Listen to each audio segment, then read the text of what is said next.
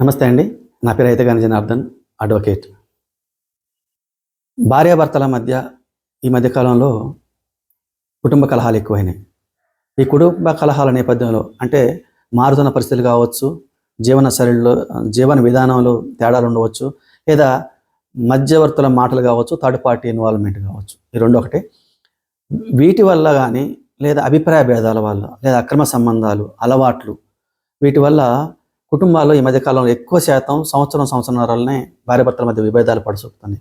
ఈ విభేదాలు వచ్చాక ఏమవుతుందంటే అమ్మాయి పోయి హాస్టల్లో ఉండటం కానీ, తల్లిగారి ఇంటికాడ ఉండటం కానీ, లేదా అబ్బాయి వేరుగా ఉండటం, ఇద్దరు విడిపోయాక మళ్ళీ వీరిద్దరు ఇన్స్టాగ్రామ్లోనో, ఫేస్బుక్లోనో, వాట్సాప్లోనో మెసేజ్లు పట్టుకోవడం, తర్వాత ఫోన్ కాల్స్ మాట్లాడుకోవడం, జరిగిన విషయాల మీద డిస్కస్ చేసుకోవడం.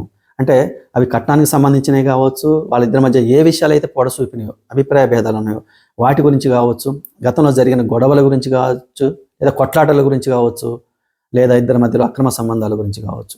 ఈ రెండు విషయాల్లో వీళ్ళు కాల్ రికార్డ్ చేయడం, స్క్రీన్ షాట్లు, వాట్సాప్లో స్క్రీన్ షాట్లు తీసుకోవడం చేస్తున్నారు.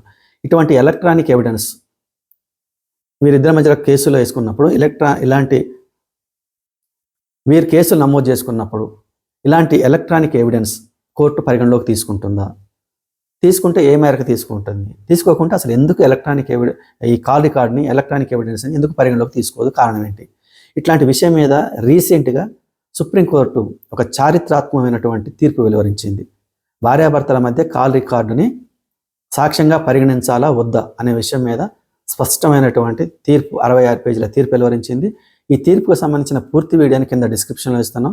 ఇది చూసి మీరు అవగాహన తెచ్చుకుంటారని ఆశిస్తున్నాను.